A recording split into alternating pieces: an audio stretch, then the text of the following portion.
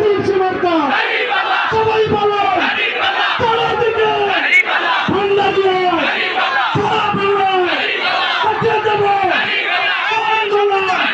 আমরা বাংলাদেশ জামাত ইসলামের পক্ষ থেকে আজকে আমাদের যে সমস্ত ভাইয়েরা বিএনপি থেকে বাংলাদেশ জামাত ইসলামীতে যোগদান করেছেন, আজকের এই সমাবেশের সকল জনতার পক্ষ থেকে তাদেরকে ধন্যবাদ জানাচ্ছি।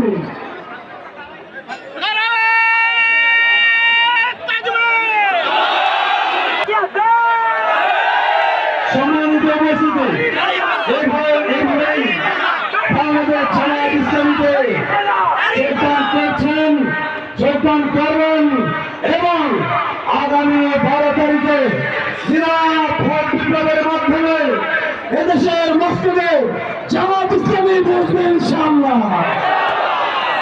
এ পর্যায়ে আপনাদের সামনে বক্তব্য পেশ করবেন আজকের